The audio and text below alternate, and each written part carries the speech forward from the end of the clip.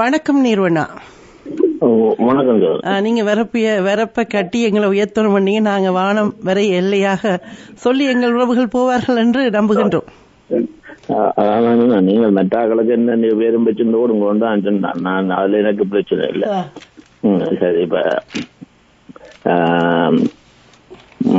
இன்றைக்கு என்னென்றால் இந்த மக்களோடான நாங்கள் மக்களோட ஆயிட்டு இந்த வேலை என்றால் நாங்கள் இந்த ரெண்டு விஷயம் இன்றைக்கு கதைக்கலாம் யோசிச்சு எந்த அவையில கதைக்க வைக்கணும். நான் பிள்ளையாக சொல்லி கதைச்சு போனேன்.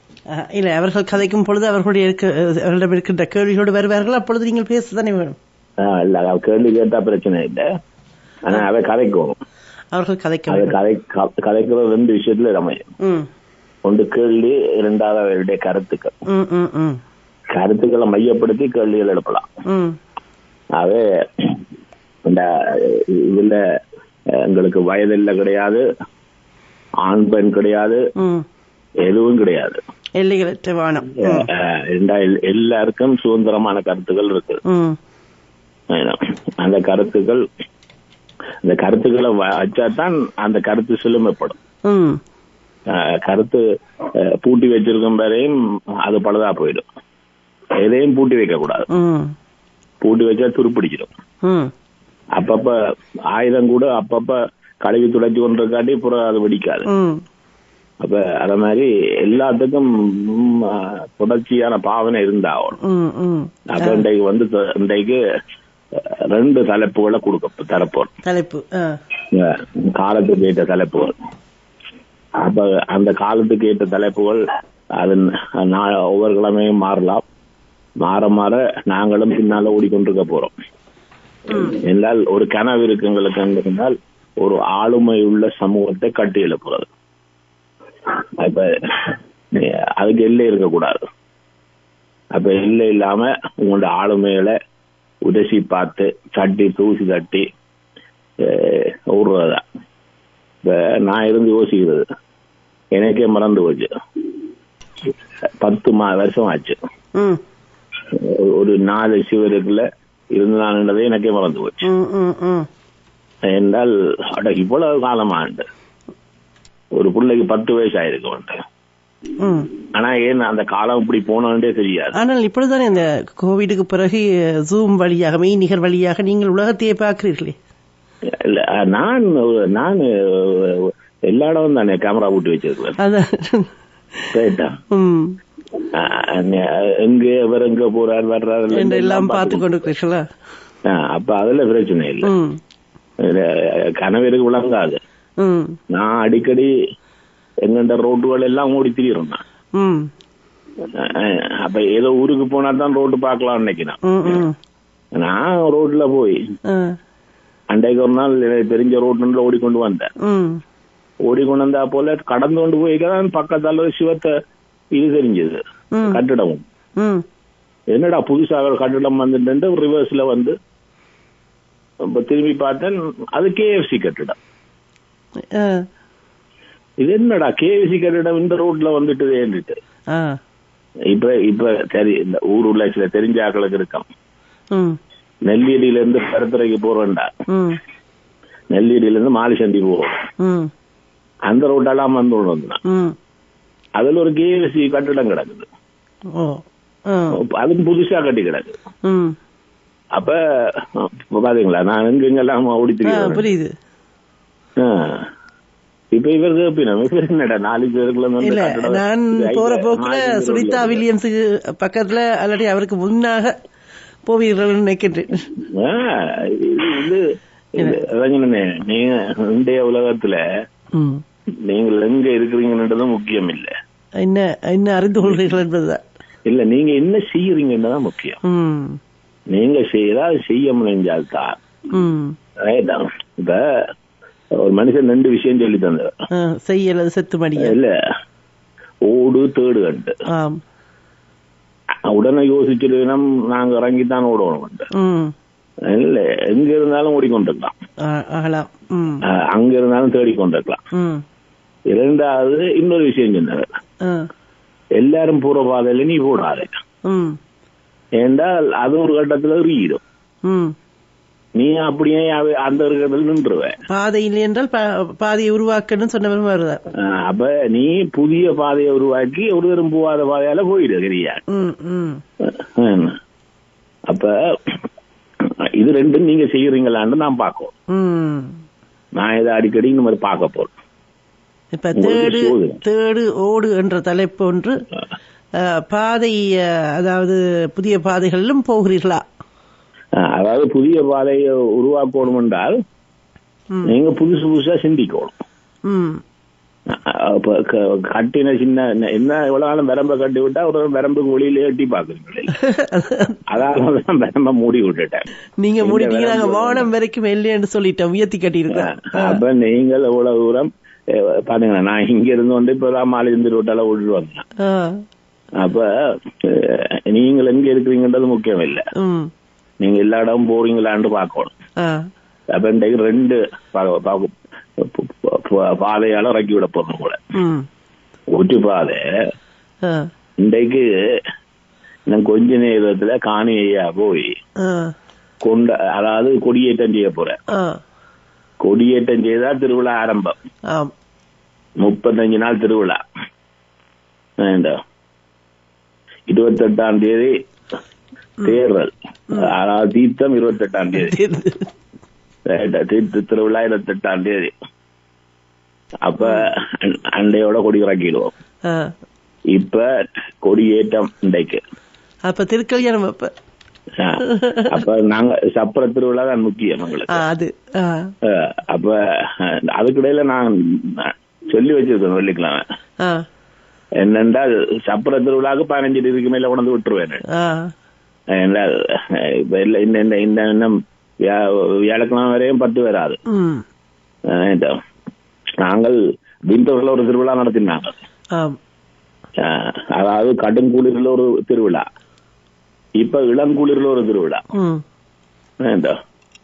அப்ப இப்ப இந்த இளங்குளிர் திருவிழாவுக்கு எல்லாரையும் தட்டி எழுப்பி இப்ப இந்த திருவிழா நடக்க போகுது. இந்த திருவிழால உங்கள்ட எதிர்பார்ப்பு என்ன? 37 நாள் திருவிழா. 35 நாள் திருவிழா. 35 நாள். இன்றைக்கு 24. 23. அப்ப 36. 23. இந்த கிழமைக்கு இன்னும் 8 நாள் கிடக்கு. அங்கால ஒரு 8 ஒரு 30, அந்த கணக்கு 35 தான். 35 நாள் திருவிழா. 35 நாள் திருவிழாவுக்கு நீங்கள் உங்களோட எதிர்பார்ப்பு என்ன? இப்ப நீங்கள் என்றால் ஒரு ஜனநாயக கடமையில முதன்மையானது வாக்களிக்கிறது. இப்ப நீங்க வாக்களிக்கிறதுக்கு என்னையா கேள்வி? கதவு கட்டு போறாங்கள்ட்ட என்ன கேட்க போறீங்க? இந்த ஈஸ்டர் விடுமுறை காலத்துல முன்கூட்டிய வாக்கு அட்வான்ஸ் போல்ஸ் திறக்கப்படும் சொல்லி சொல்லப்படுதுல்ல. அப்ப அது 18ஆம் தேதி தானே? ஆமா, அதுக்கு நாள் கிடக்கு முன்கூட்டிய வாக்களிப்புக்கு. இன்னொரு ஈஸ்டர் 18 வரையும் போட்டு நானும் ஏதோ நாளைக்கு இந்த கிழமை ஒரு 4 கிழமை தேடி பார்த்தா அது ஏப்ரல் பிற்பகுதி வரையும் போட்டு. அப்ப அதுல இருந்து 10 நாள்ல தேர்தல். எங்களுக்கு அதுக்கு முதல் 25 நாள் இருக்கு. இப்ப என்ன ஒரு இதுல கொண்டு எதிர்பார்ப்பு என்ன? இது வேற. மற்றது நீங்கள் என்ன நினைக்கிறீங்க? தேர்தல் அது இப்ப தேர்தலை பற்றி நடக்கலாம் நடக்காது உங்கள்ட்ட கேட்கல. ஏண்டா அதுக்கு கொடியேற்றம் டைம் எல்லாம் குறிச்சிட்டோம். கொடி ஏற்றி போட்டு ஐயா வந்து சங்கற்பத்து தொடங்குவார் 12:30 மணிக்கு.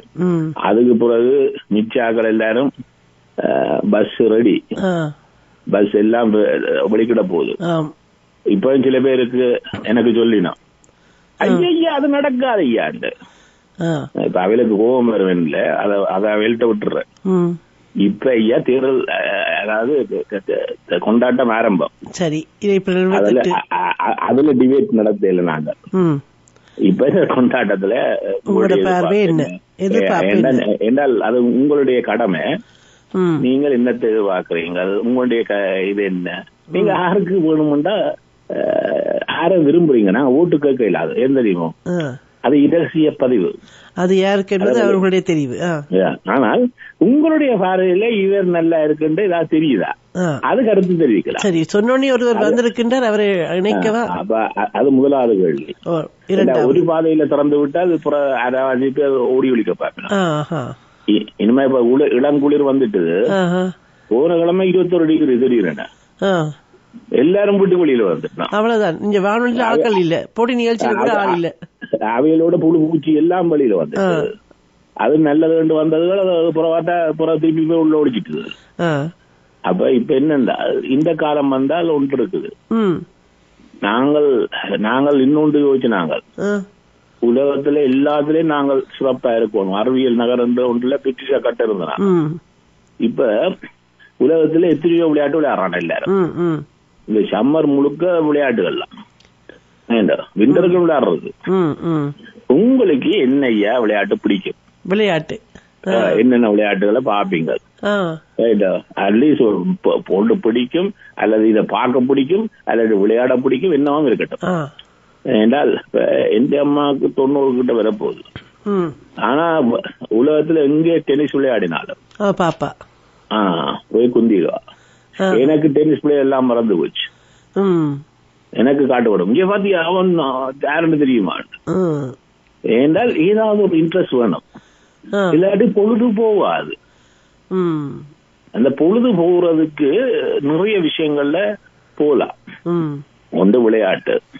இப்ப சம்மர்ல போய் விளையாட போறீங்க கொஞ்சம் பேர், சில பேருக்கு அந்த விளையாட்டுல பார்க்க பிடிக்கும்.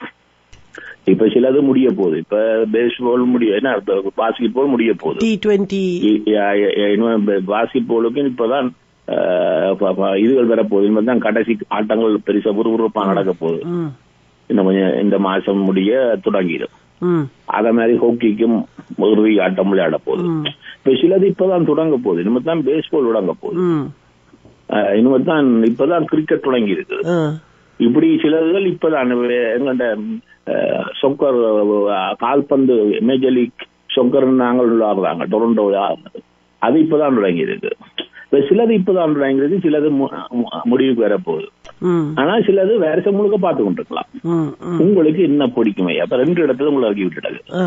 ஒன்றும் கொண்ட வாழ்வியல், ஒன்றும் தேகார விஷயம், உடம்புக்கு இதுகள் தேவை நிறைய. சரி, அதுக்கு விளையாட்டு முக்கியம். அப்ப நீங்கள் என்னென்ன 2 இடத்துல உங்களை கதவு வந்தாச்சு. இந்த 2 கதவுக்குள்ளே நீங்க பயணிக்கல சொன்னா லாபத்தாயிடும். இருந்தால் யாழ்ப்பாண வைத்தியசாலையில 40,000 பேர்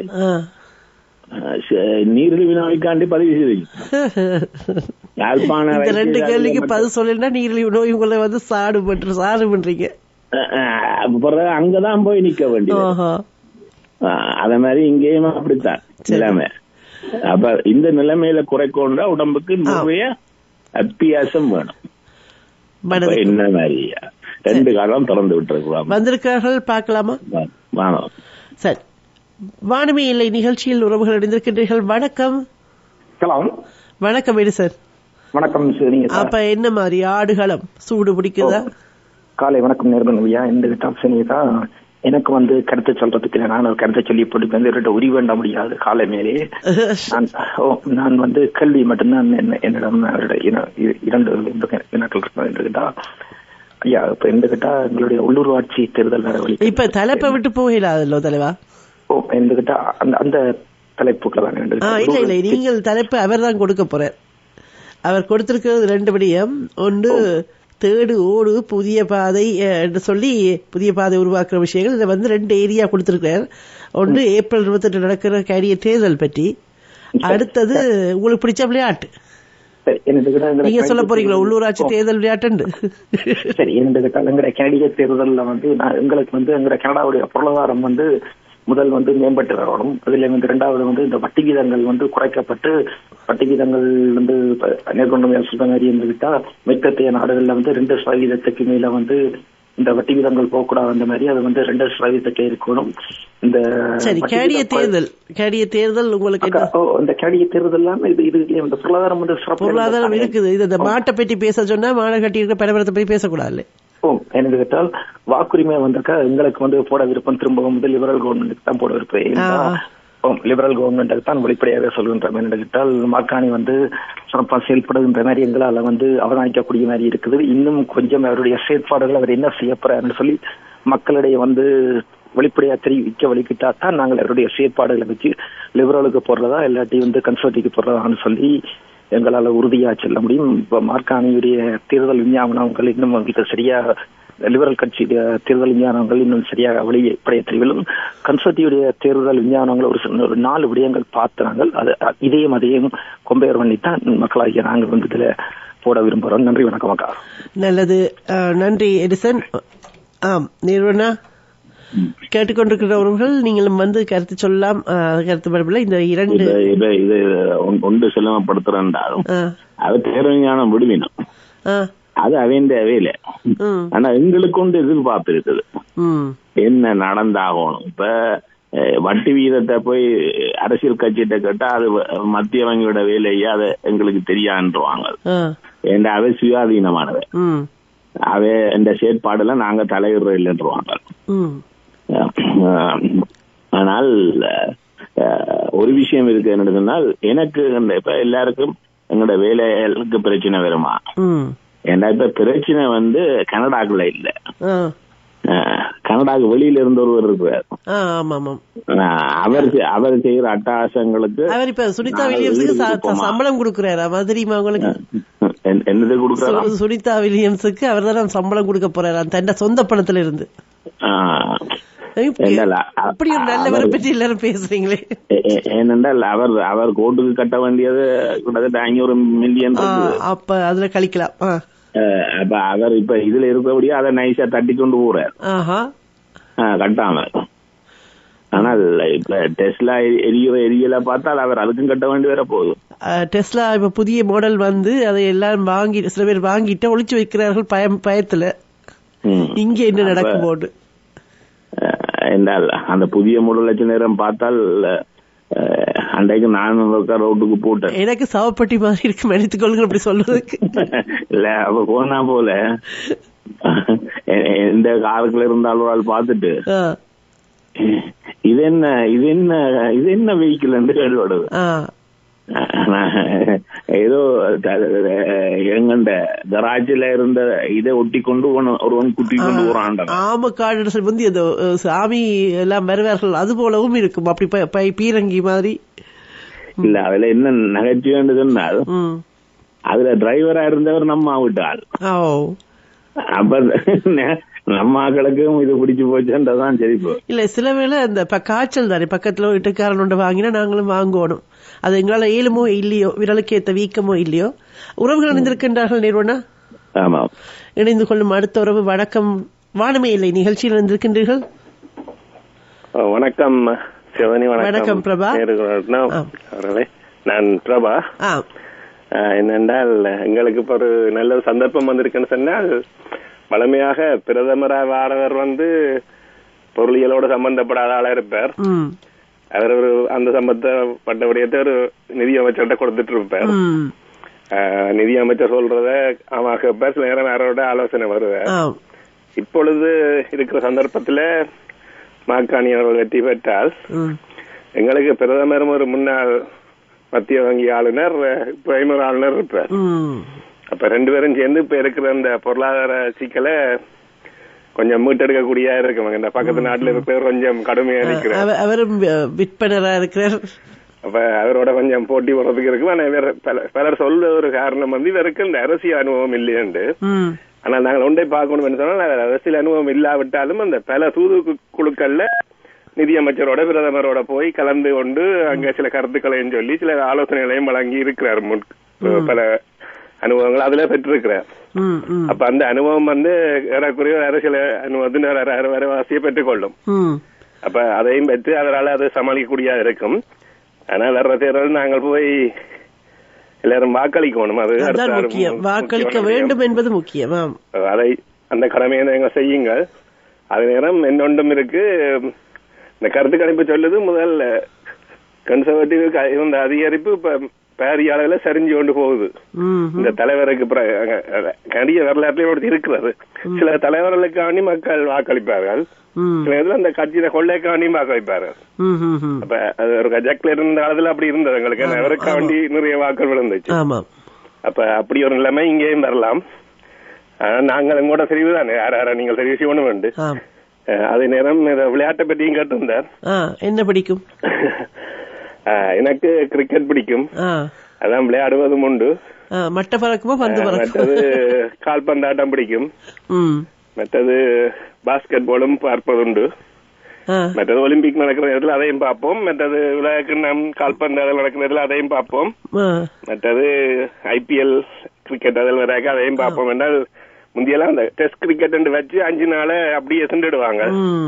பிறகு ஒரு நாள் போட்டியா வந்தபோது கொஞ்சம் பரவாயில்லாம இருந்தது. இப்ப இந்த 20 ஓவர் IPL ஒரு படம் பாக்குற மாதிரி கொஞ்ச நேரத்துல முடிஞ்சிடும். அப்ப அதனால இப்ப இளையவர்களும் அதுல கொஞ்சம் ஆர்வமா பாக்குறாரு. முற்காலத்துல கொஞ்சம் குறைவு கிரிக்கெட். இப்ப கொஞ்சம் அதுல கொஞ்சம் ஆர்வம் இருக்கு ஆக்களுக்கு. அது நல்ல முன்மையான உடற்பயிற்சி செய்வதற்கு மகிழ்ச்சி தான். ஒரு தொடக்க காலங்கள்ல நான் அந்த விளையாடி கொண்டிருக்கிற காலத்துல டாக்டர்கிட்ட சொன்னா சொல்லுவார், இல்ல ஒரு வருஷம் வஞ்சியத்துல 2 வருஷத்துக்கு ஒருக்கா நீங்கள் செய்தாலே காணும் சொல்லுவார். ஏண்டா அந்த எல்லா அளவுல இருக்கு. இப்ப ஒரு 15 வருஷமா ஒன்றும் இல்ல. அப்ப அதுக்கு பிறகு மாற்றமா இருக்கும். அதனால அந்த உடற்பயிற்சி என்ற ஒரு நல்ல ஒரு விடயம். அதை செய்யறதால் தொடர்ந்து செய்து கொண்டு வாங்க. வாரமாயோ அல்லது வாரத்துல 2 முறையோ பேட்மிண்டனோ எல்லாம் விளையாடுற வரைக்கும் தானே அப்படியான விடயங்களை கடைப்பிடிங்கிறதுனால அது உங்களுக்கு உடலுக்கு நல்ல, மனதுக்கு நல்லது. நன்றி. நல்லது பிரபா, நல்லது. காற்றலையில் உறவுகள் அடைந்த வண்ணம் இருக்கின்றீர்கள். நேர்வனா, அந்த விளையாட்டுல ஒரு கேம் இருக்கு, யாரும் விளையாடி இருக்கீங்களோ தெரியாது, ஸ்குவாஷ் வருது. அதாவது 360 டிகிரியில சுழண்டு ஆடணும். ஒரு கொஞ்ச நேரம் விளையாடினீங்கன்னாலே உடம்புல இருக்கிற எல்லா பகுதிகளுக்கும் நீங்க எக்ஸசைஸ் கொடுத்துறாங்க. ஏன்னா அப்ப இப்ப இதெல்லாம் டென்னிஸ் எல்லாம் நீங்க ஒரு பக்கம் தான், டேபிள் டென்னிஸும் ஒரு பக்கம் தான். ஸ்குவாஷ் அப்படி இல்லை, 360 டிகிரிக்குள்ள திரும்பணும். ஏன்னா பந்து எல்லா பக்கத்தாலையும் வந்து கொண்டிருக்கும். அப்ப ஒரு 4 சிவருக்குள்ள இறங்கி நின்று இது இந்த 8வது ஆடத்துக்கு ஒரு சவால். அப்ப அப்படி கன விளையாட்டுகள், தாயக விளையாட்டுகள், வீர விளையாட்டுகள் இருக்கு, இவ்வளவு இருக்கு. அதுல ஒன்று இப்ப வாழ்க்கையை பற்றியே சொல்லிக் கொடுக்கிற எங்களுடைய கிளித்தட்டு தாட்சி விளையாடுறது. உறவுகள் இருந்திருக்கின்றார்கள். வணக்கம். வணக்கம். வணக்கம் ஸ்ரீகுமார் ஐயா. வணக்கம். திருநெல்வேலி. நாங்கள் இந்த கலைஞர் தேர்தல் எடுத்தோம் என்று சொன்னா தற்போது சூழ்நிலையில அமெரிக்கா இவரோட ட்ரம்போடுக்கு கவுண்டர் அட்டாக் கொடுக்கக்கூடிய மாதிரி செயற்படுகிற மாக்கானி அவர்கள்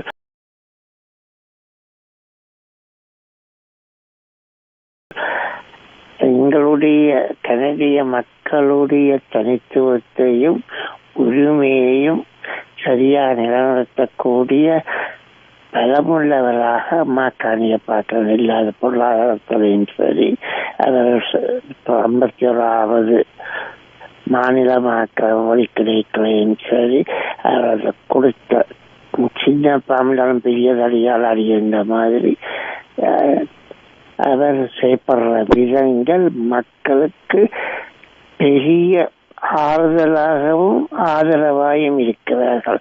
இப்படியான சூழ்நிலையில அவர் தொடர்ந்து அதை செய்யல. இப்ப பார்த்தீங்கன்னா இப்ப கடைசியா அவர் போட்ட கொண்டு என்னடாண்டா அவர்கள் இந்த ஓப்ளேன்ஸ் F-35 எல்லாருக்கும் இன்னொரு சப்ஜெக்ட் எனக்கு அவரையா தெரியாது. அந்த ஓப்ளேன் 60 பில்லியன் கான்ட்ராக்டை இடைநிறுத்தி வச்சிருக்கு. அப்ப அதால அமெரிக்கா மக்களுக்கு ஒரு பெரிய அடியை கொடுத்திருக்காரு. எல்லாத்துக்கும் காரணம்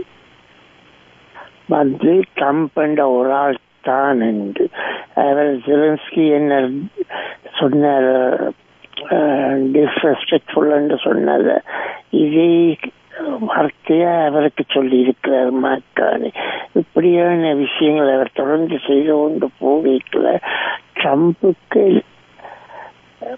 என்ன செய்யறது என்று அவர் எதிர்பார்த்ததில் பார்க்க என்ன விரட்டினோன்னு பயப்படுற ஆக்களை நினைச்சு கொண்டு கனடாவை ஒரு புள்ளிக்கிரியா நினைச்சு செய்யப்பட ஒழிக்கிட்டவருக்கு இப்படி செய்யல.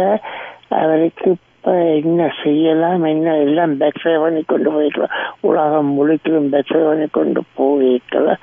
யுக்ரைன் ப்ராப்ளமா இருந்தாலும் என்ன, மிடில் ஈஸ்ட் ப்ராப்ளமா இருந்தாலும் என்ன, இந்த டரிஃப் குட்டி என்ற பிரச்சனையாக இருந்தாலும் என்ன, அவருக்கு எல்லா பக்கத்தாலையும் எதிர்ப்பு கிளம்பி கொண்டு வரைக்கல. எங்களுக்கு தேவையான தலைவரை நாங்கள் சரியான விதத்தில் தெரிவு செய்யாவிட்டால் அதால் வர்ற பாதிப்புகள் எங்களுக்கு தான். அப்ப நாங்கள் இதை ஒவ்வொரு கனடியரும் இதை புரிந்து உணர்ந்து யார் வந்தால் எங்களுக்கு நல்ல மாதிரி சிந்தித்து வாக்களித்து சரியானவர்களை தெரிவு செய்ய வேண்டும். மக்களுக்கு ஏற்கனவே தெரிவு செய்து விட்டார்கள் நான் நினைக்கிறேன். இனி தேர்தல் முடிஞ்சு பெருவீடுகளை வைத்துத்தான் அதை இந்த ட்ரம்புக்கு கோஆபிடேஷன் கவர்மெண்ட் ஃபார்ம் பண்ணினால் அதாவது சிறுபான்மை அரசாங்கம் என்று சொன்னால் ட்ரம்புக்கு இதாயிருக்கும். இல்ல கனடியர் எல்லாரும் சேர்ந்து பலமான ஒரு அரசாங்கத்தை உருவாக்கும் போது ட்ரம்ப் அதிகம் ஆதிக்கம் செலுத்த முடியாத மாதிரி இருக்கும் என்று சொல்லி, அதே சமயத்தில் விளையாட்டை பற்றி சொல்ல எல்லா விளையாட்டுகளும் பார்க்கிறது. கிரிக்கெட்டை முந்தி விருப்பம் இப்ப டைம் வேஸ்ட் மாதிரி இப்ப பாக்குறது சொக்கர் ஒன்றுதான். அப்ப அது எப்படி உங்களுக்கு கிரிக்கெட் டைம் வேஸ்ட் ஆயிருந்தது? இங்கிலீஷ் பிரீமியர் லீகா இருந்தாலும் என்ன, இங்கிலீஷ் லீகாவா இருந்தாலும் என்ன, சீரியஸ் எல்லாம் யூரோப்பியன் சொக்கரும் சரி அமெரிக்கன் சொக்கரும் சரி பாக்குறதுதான். ஏன்னா சொக்கர் பார்க்கல ஒரு 1.5 மணிக்காலத்துல கேம் முடிக்கணும். அதால வர்ற விருப்பங்களுக்கு ஆதரவான விளையாட்டு வீரர்களையும் அவர்களுடைய திறமையும் இதை நாங்கள் எங்களுடைய இனத்துக்கு இதை சொக்கர்ல என்ன தக்கண்டு பாப்புலரா வர்றதுக்கு எல்லா இதுல இருந்தாலும் சொக்கர்ல கூட மக்கள் ஆதரவு வந்து நான் நினைக்கிறேன். சரி, வாய்ப்புக்கு நன்றி. வணக்கம் நீர்வனா, உங்கள்ட்ட ஒரு கேள்வி. உங்களுக்கு எந்த தாயக விளையாட்டு பிடிக்கும்? சின்ன வயசுல எந்த விளையாட்டுகள் விளையாடி இருக்கிறீங்க மகிழ்ச்சியாக? கிராமங்கள் கிரிக்கெட் விளையாடி இருக்கிறோம், வேற கபடி விளையாடி இருக்கிறோம். கபடி, ஆமா அதானே எங்கட கிரிக்கெட். இல்ல இந்த ரெண்டு எனக்கு ஒரு குழப்பம் இருக்குது. இல்ல கபடி வேற, கபடி வேற. அப்ப மற்றது எங்கிட்ட பல்லாங்குழி நிறைய இருக்குத்தானே, ஆடு புலியாட்டம். அதாவது அக்கா மேலோட சேர்ந்தால் அது ஒரு விளையாட்டு. எப்படி? ஏனென்றால் இது எல்லாமே வாழ்வியலை பற்றி சொல்லிக் கொடுக்கிறோம். ஒளிச்சு படிக்கிறதா இருக்கட்டும், வாழ்க்கையை பற்றி தாட்சி மறிக்கிறது. அந்த கிளித்தட்டு வந்து வாழ்க்கையை பற்றி சொல்கின்ற ஒரு விளையாட்டு. அது உண்மையா இத்தனை தடைகள் வந்தாலும் தாண்டி போவோம், பழம் வெட்டு விட்டு வருவோம், வெற்றி பெற்று வருவோம் என்பதுதானே. சரி, எங்க சொல்லுங்கள் நேருடா. அது வந்து என்னன்னா, இப்ப ஒவ்வொன்றுக்கும் இப்ப எந்த விளையாட்டுலயும் நாங்கள் சிறப்பாக இல்லாத எல்லாத்துக்கும் ஒரு முயற்சி, அதுக்கு ஒரு பயிற்சி. இப்ப அது இல்லாமல் எந்த விளையாட்டுலயும் விளையாடலாது. கிட்டிப்புள்ளு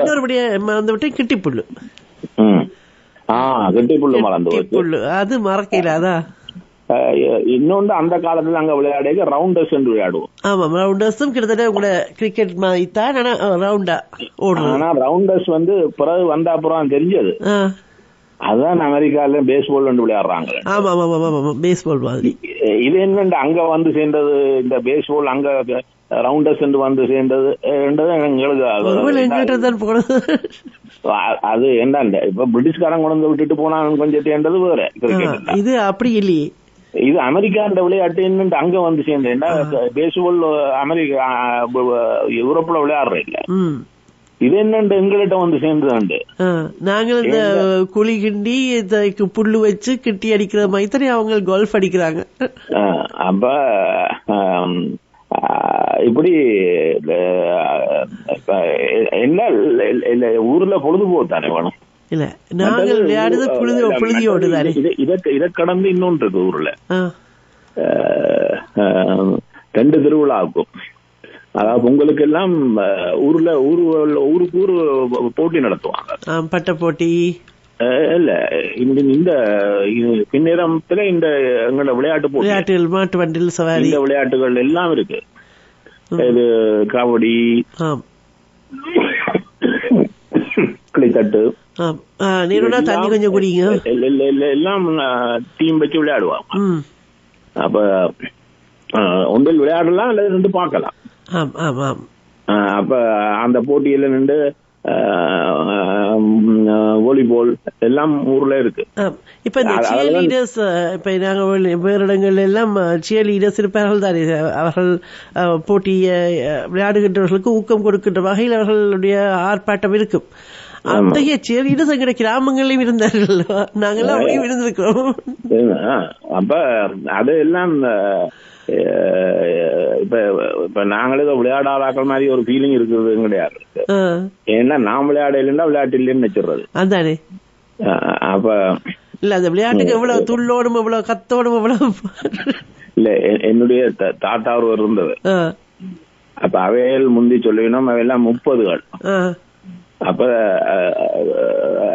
சொல்லுவினோம் இங்க வடமாநிலத்தில இருந்து அங்க யாழ்ப்பாண நகருக்கு ஸ்கூல்ல போவினோமா. அவ போய்க நாங்கள் வர்றோம்னு சொல்றதுக்கு பந்து அடிப்பினோமா மானத்துல. அப்ப தெரியுமா வர்றாங்க உங்களுக்கு, ஏன்னா அங்க தூரத்துல தெரியுமா பந்து மேல வந்து. அப்ப அவர் ஒரு பெரிய உதயபந்தாட்டக்காரனா இருந்து ஃபீஃபாவில இலங்கையின் ஒரு பிரதிநிதியா இருந்தது. அப்ப இருந்த காலத்துல என்ன செய்வாருன்னா வெளிநாட்டு டீம் எல்லாத்தையும் கொண்டு வருவார், இலங்கைக்கு கொண்டு வந்துட்டு அது யாழ்ப்பாணம் வரையும் வரும்.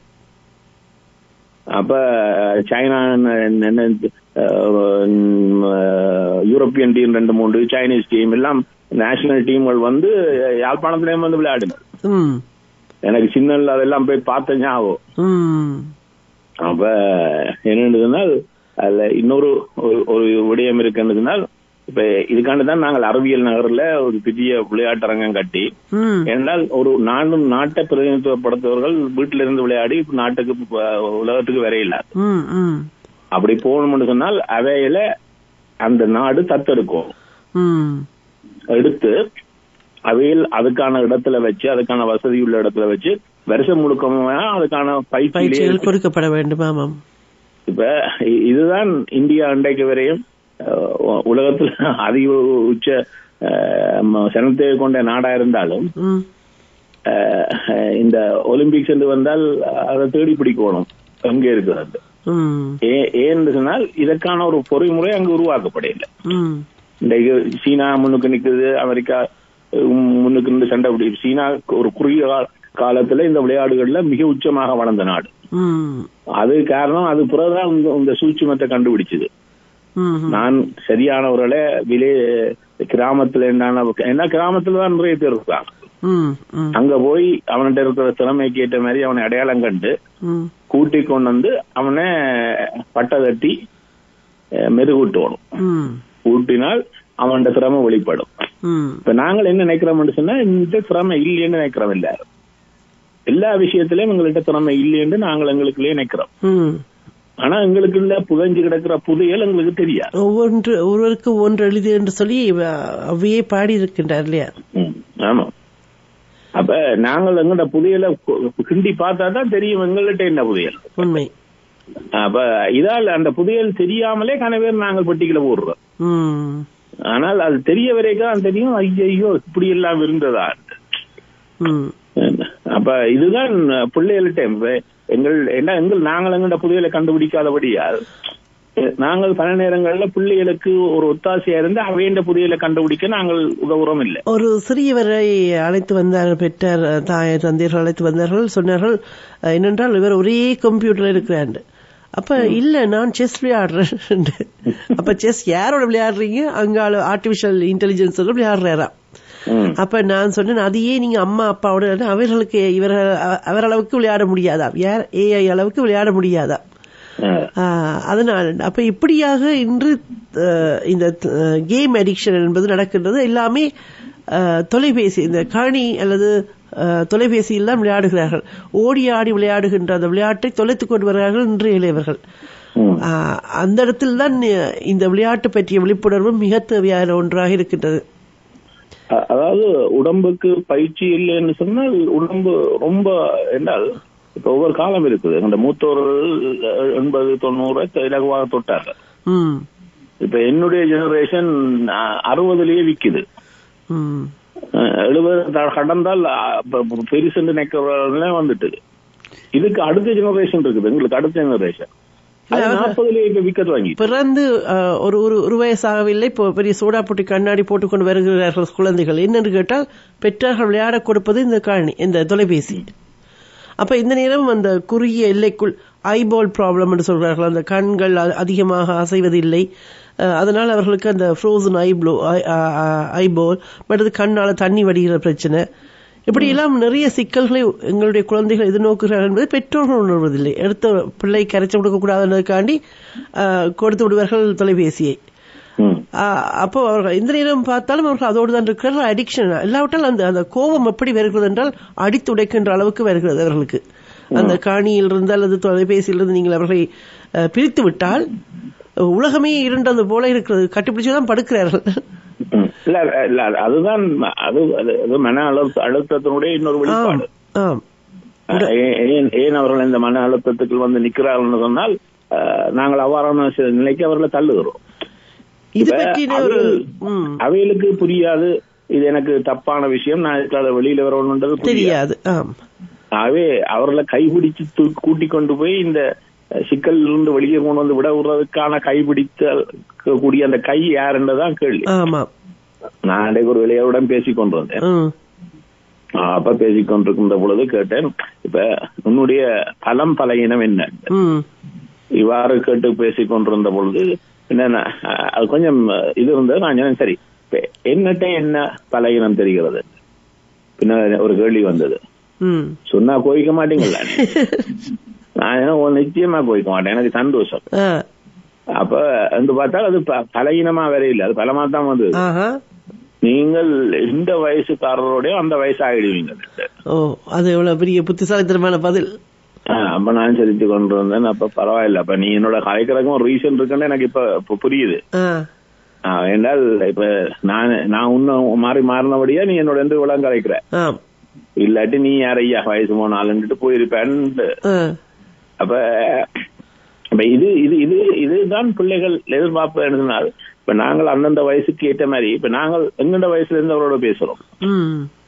ஆனால் அவைகளுக்கு I am not friend, right, you are not my friend என்று போயிடுவார். ஒரு இளையவர் இருக்குவார். ஒரு முறை அவரோட வீட்டில் போய் பேசி கொண்டு வந்தேன் நான் வெளியே இருந்த காலத்து.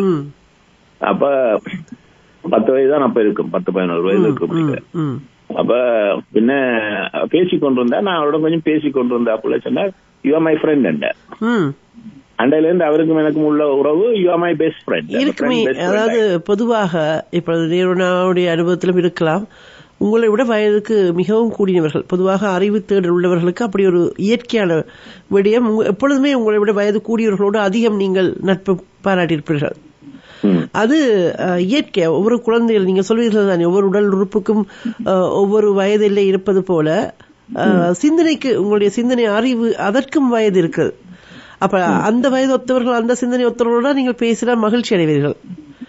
மற்றது இந்த காலத்து பிள்ளைகளும் எதிர்பார்ப்பது தோழமை உணர்வை. அதை பெற்றோர்களாக நடக்காமல் கட்டளைகள் இடுவது, கண்டிக்கிறது மட்டுமாக இருக்காமல் பல விடயங்களில் அவர்கள் தோழமையாக அவர்களோடு களி கூற வேண்டும், பேச வேண்டும். ஒரு சின்ன சின்ன விஷயங்களை நாங்கள் புரிஞ்சு கொள்வதில்லை.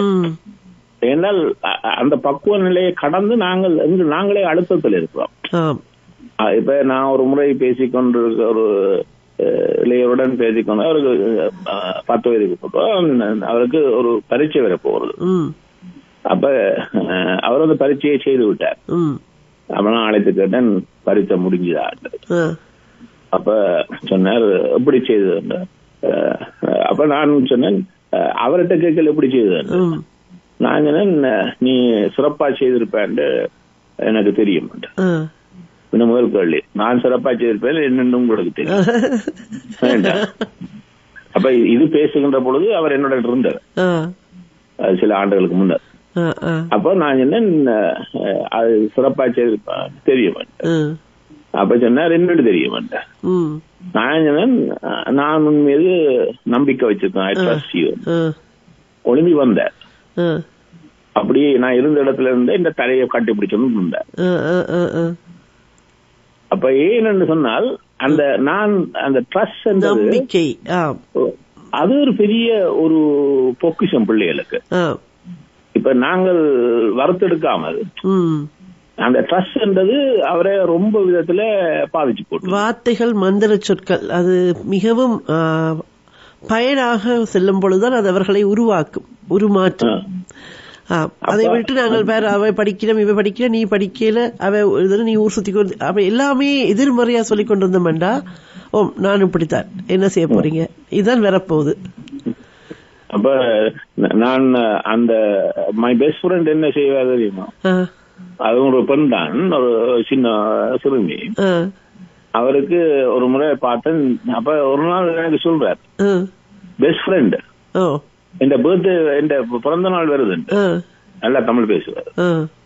அப்ப இப்ப வந்து கேட்டுட்டேன், இப்ப எனக்கு விளங்கிட்டு எனக்கு சொல்லியாச்சு, எனக்கு பர்த்டே வருது, பெஸ்ட் ஃப்ரெண்ட் என்ன வாழ்த்தணும். அப்ப பார்த்தேன், சரி இவருக்கு கொஞ்சம் இதண்டுவோம்னு சொல்லிட்டு ஒரு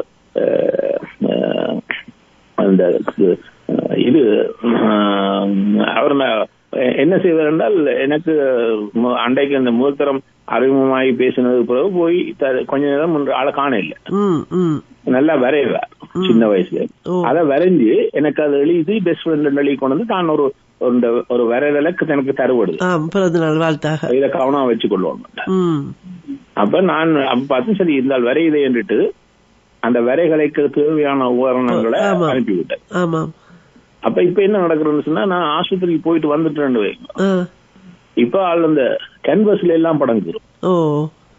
அப்ப அதுக்கு தப்புன்னுட்ட அந்த அதுக்கான ஃப்ரேம் உள்ள கேன்வஸ் வாங்கி அதுல கீறி கொண்டு வந்து இந்த தருவிட்டு ஓடும்.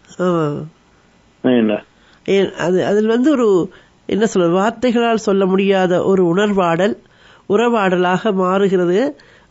இவரோட ஓவியங்களோ அல்லது சில ஒருவருக்காக நாங்கள் உழைக்கும் பொழுது, ஒருவருக்காக நாங்கள் நேரம் செலவிட்டு ஒரு ஓவியத்தை வரையும் பொழுது, ஒரு கவிதையை வரையும் பொழுது, அது அந்த அன்பு இன்னும் கொஞ்சம் இரட்டிப்பாகிறது. அதையெல்லாம் நாங்கள் பாராட்ட தெரியணும், அவர்களை தட்டி கொடுக்க தெரிய வேண்டும் இல்லையா? இல்ல, நாங்க நல்லா ஒரு வழி பாதையில இது செய்தால் ஒரு சிலது செய்தான் பாராட்டுறோம். இந்த உலகத்துல ஒரு திறமை என்பது பல வடிவங்கள்ல இருக்கு. அந்த வடிவங்கள் எதா இருந்தாலும் அதை நாங்கள் பாராட்டி பழகுவோம். அதை பாராட்டி பழகுகின்ற பொழுதுதான் அதுகளுக்கு தெரிகிறது இது எல்லாம் தெரியும். இப்ப எங்களுக்கு சின்ன விஷயம் தெரியாம இருக்கும் அதுகிட்ட இருக்கிற திறமையில. அப்பதான் எங்களுக்கு ஒரு மேலதிகமான வேலை வருது. என்ன தெரியுமோ, தேடுறது என்பது. இப்ப ஒரு பிள்ளை 4 வயசு பையன் பொட்காஸ்ட் தாய் போட்டு விட்டுருவாங்க. அப்ப அந்த பொட்காஸ்ட கேட்டு இருப்பான். என்ன கேட்கறதுன்னு சொன்னால் இந்த யூனிவர்ஸ பற்றி. இப்ப அவனுடைய தாத்தாட்ட போய் தாத்தாட்ட கேள்விவிடும், இந்த யூனிவர்ஸ் எப்படி இருக்கு தெரியுமா ரெண்டெல்லாம். இப்ப தாத்தாக்கு சவாலா போச்சு, அவனுக்காண்டி யூனிவர்ஸ் எல்லாத்தையும் தான் படிக்கணும். சரிதானே, படிப்பது சிறப்பு தானே. அவர் உலகத்துக்குள் இவர் செல்ல வேண்டும் என்றால் அவர் உலகத்தில் அவர் தேடுகின்ற விடயங்களை இவர் கற்றுக்கொள்ள வேண்டும். அவருக்கும் சுகாதார சவால். அப்ப அவர் என்ன செய்தார் சொன்னால் தன்னுடைய நேரங்கள் எல்லாத்தையும் வச்சு இப்ப இந்த எலன் மஸ்க் வேலைக்கு எடுக்கிற மாதிரி இந்த இதற்கு தானே சின்ன சின்ன ரோபோட்டிக் செய்கிற அதுகள் எல்லாம் படிக்கிறார் என்று சொன்னால் இப்ப அவன் இவருக்கு முன்னால் நிக்கிறான் அதுல. அப்ப இப்ப பாருங்கோ, இப்ப இந்த முயற்சி எங்க வருகிறது? இப்ப தாத்தாக்கு வந்துட்டு முயற்சி. ஆமாம், அதாவது பெற்றோர்கள் பெரிய மூத்தோர்களிருந்து பிள்ளைகளுக்கு வருவது போல பிள்ளைகளிடம் மூத்தோருக்கு வரும். இப்ப அவர் இது எல்லாத்தையும் முன்னுக்கு கட்ட அவனுக்கு அவனோட இணையாக ஓடுவதற்கான ஒரு முயற்சியில் இருக்கிறார். அங்கே ஒரு தோழமை உருவாகும் அல்லவா? இப்ப இதுல பாத்தீங்கன்னு சொன்னால் அவருக்கும் தன்னுடைய சவால்களுக்கு மத்தியிலேயே தன்னுடைய நேரத்தை சிறப்பாக கழிப்பதற்கான புதிய வழிகள் திறக்கப்படுது. புதிய பாதை என்று நீங்கள் கொடுத்த தலைப்புக்குள் வந்திருக்கீங்க கடைசியா. அப்ப இந்த புதிய பாதைகளுக்கான திறப்பு என்பதற்கு இல்லை. ஆனா இது இந்த எங்களை சுற்றி இந்த புதிய பாதைகள் திறக்கப்பட்டு கொண்டேதான் இருக்குது. நாங்கள் இதுல பயணிக்கிறதுக்கு பயப்படாமல் பயணிப்பதற்கு எப்படி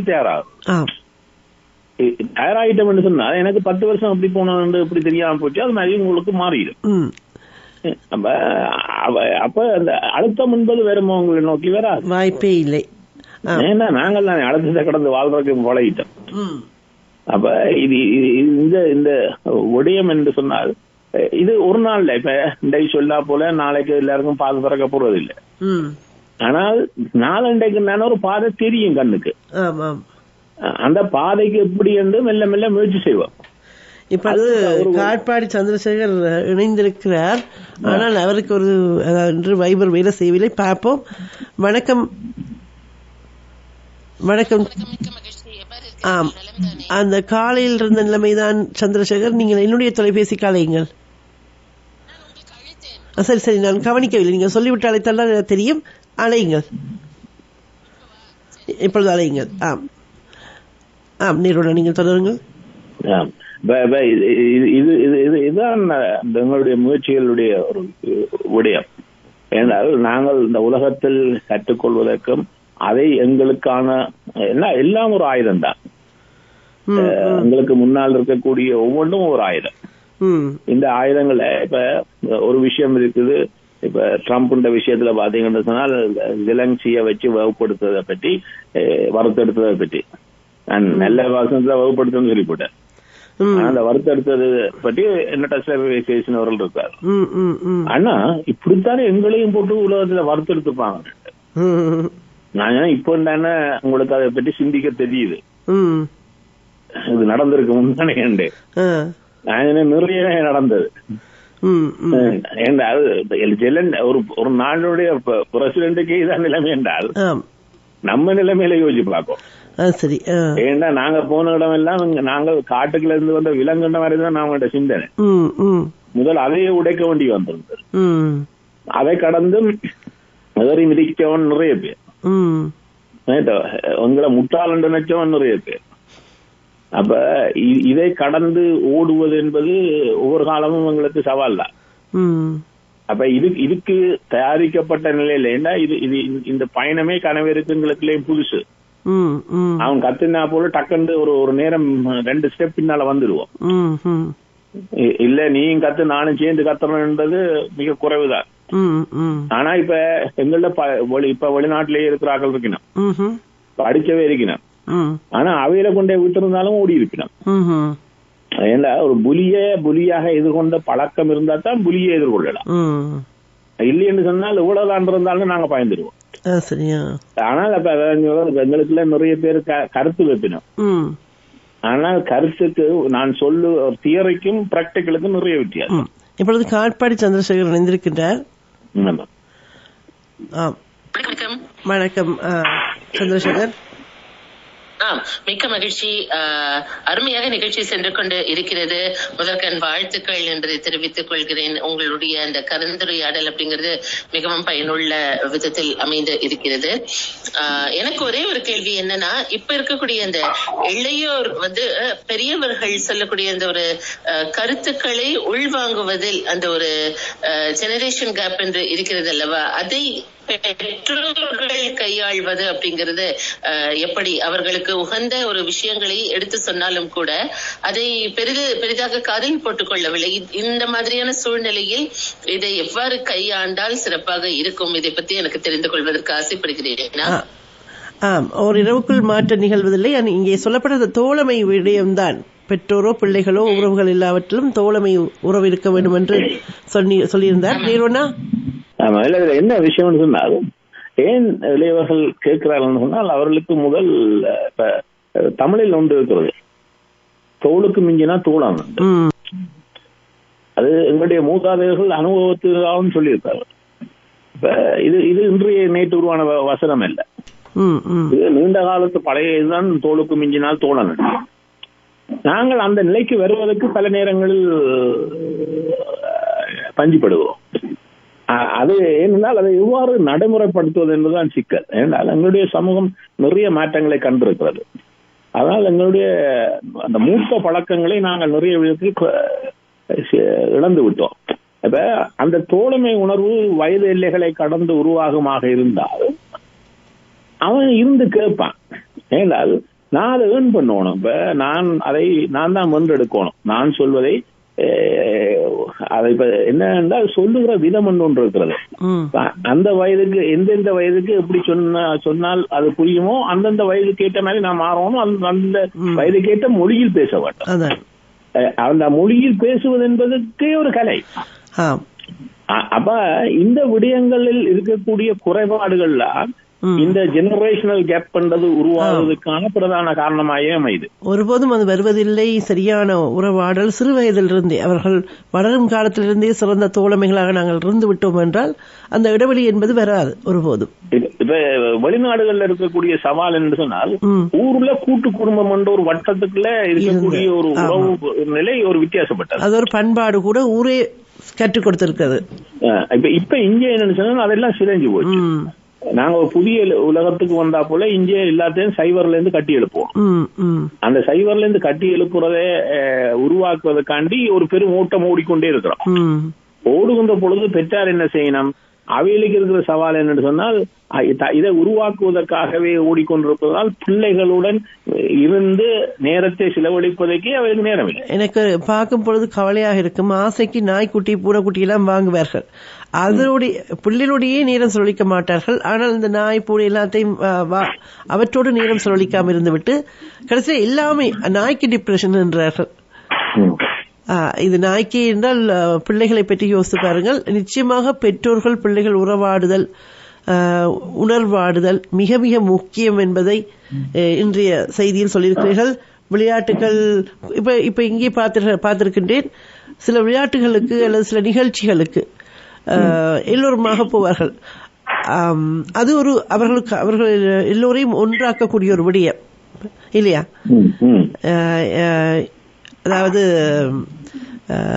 பாப் மார்லியினுடைய பிள்ளைகள் இங்கே வந்து ஒரு நிகழ்த்திய பொழுது என்னுடைய பிள்ளைகள் கேட்டிருந்தார்கள் வர சொல்லி. எனக்கு இந்த குளிருக்குள்ள போயிட்டு அதுவும் வெட்ட வழியில இருக்க வேண்டும், திறந்த வழி ஸ்டேடியம், அதில் எப்படி இருப்பது என்று மனம் தயங்கியது. ஆனால் அவர்களுக்காக மூக்கடைக்க போய் நின்றோம்.